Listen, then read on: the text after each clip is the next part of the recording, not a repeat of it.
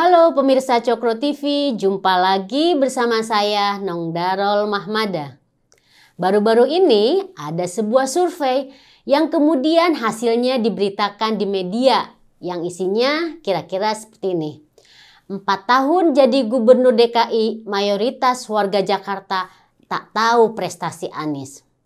Saya sebagai warga DKI termasuk yang gak tahu juga apa sih prestasinya.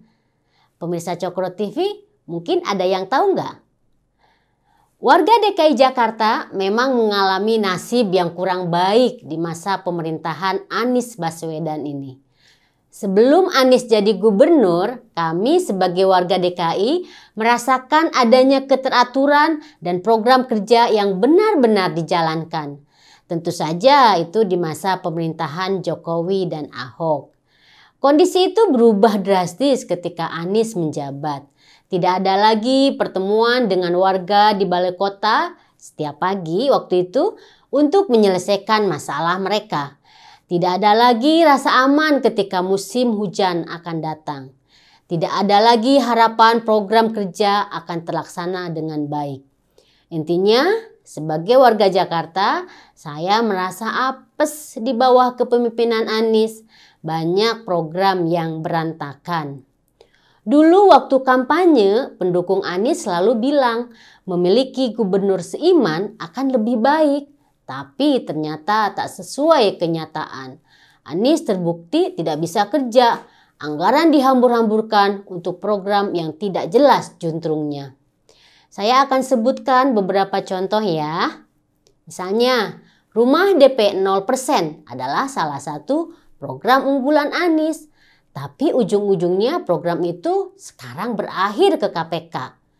Ada banyak hal yang diingkari termasuk peruntukan rumah yang awalnya untuk rakyat miskin kota. Belakangan rumah yang hanya bisa dibangun 0,3% itu diperuntukkan bagi mereka yang memiliki standar gaji tinggi alias kelas menengah. Ini adalah pengibulan alias kebohongan yang luar biasa. Janji palsu. Dulu janjinya rumah itu disediakan untuk orang-orang miskin di Jakarta. Kata Pak Anies tuh waktu itu katanya keberpihakan. Faktanya itu hanya omongan manis saat kampanye. Ketika direalisasikan, Anies baru sadar hal itu mustahil dilakukan.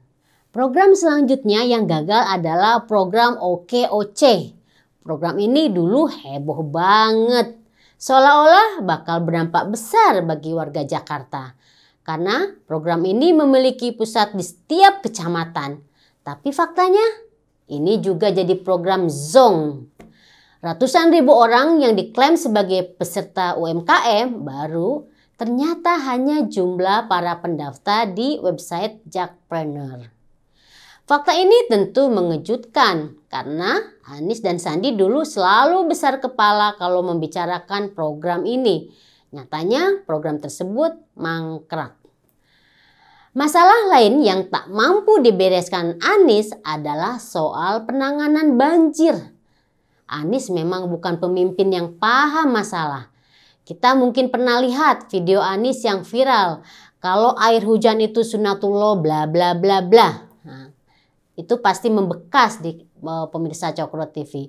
Padahal persoalan banjir di Jakarta itu berkaitan erat dengan normalisasi sungai. Di zaman Jokowi dan Ahok, titik banjir berkurang drastis karena normalisasi sungai dijalankan. Kalaupun ada genangan, itu akan cepat surut sebab air dapat dialirkan dengan lancar. Anies malah membuat sumur resapan sebagai solusi banjir. Faktanya, sumur resapan yang dibuat Anies itu justru mencelakakan banyak orang. Sumur itu juga tidak efektif dalam mengurangi banjir. Justru banyak sumur resapan yang salah tempat dan malah merusak jalan. Sekarang kalau musim hujan tiba, warga Jakarta kembali menderita. Banjir yang dulu sempat sirna beberapa tahun kini telah mengancam lagi. Sementara uang pajak mereka dihambur-hamburkan untuk program yang tidak penting dan tidak ada kaitannya dengan warga Jakarta. Bukannya memperbaiki program yang menelan biaya ratusan miliar itu, Anies malah menyalahkan kontraktor. Ini adalah contoh buruk dari seorang pemimpin. Selain tak paham masalah, ia juga suka menyalahkan orang lain. Yang baru nih adalah soal Formula E. Ini penghamburan uang yang lebih gila lagi. Sampai detik-detik terakhir, sirkuit Formula E juga belum selesai dibangun. Pihak sponsor tidak berani masuk. Bahkan kontraktor swasta juga menolak ikut lelang proyek pengerjaan sirkuit itu. Karena mereka mungkin takut diangkut ke KPK. Akhirnya ujung-ujungnya yang mengerjakan pembangunan sirkuit itu adalah anak usaha dari BUMD. Ngototnya Anies dengan event Formula E ini mungkin karena Anies bermaksud bikin legacy untuk Pilpres 2024. Meski ia sudah tidak menjabat, Anies ingin menunjukkan bahwa ia kerja kalau Formula E sukses diselenggarakan. Karena program lain sudah mangkrak. Formula E seperti sengaja dibuat untuk menutupi program-program yang gagal itu. Ternyata program Formula E sebagai senjata pamungkas itu pun terancam gagal. Impian Anies untuk menjadikannya modal nyapres ikut berantakan. Bahkan kabarnya KPK sudah mulai mengendus ketidakberesan dalam pagelaran itu. Warga Jakarta benar-benar apes deh dan beranggapan Anies adalah gubernur terburuk dalam sejarah Jakarta. Buktinya ketika mereka ditanya apa prestasi Anies seperti dalam berita tadi, warga Jakarta tak bisa menyebutkannya. Setelah berhasil mengapeskan warga Jakarta, sekarang Anies bercita-cita maju Pilpres 2024. Buktinya ia sudah mulai keliling safari seluruh Indonesia.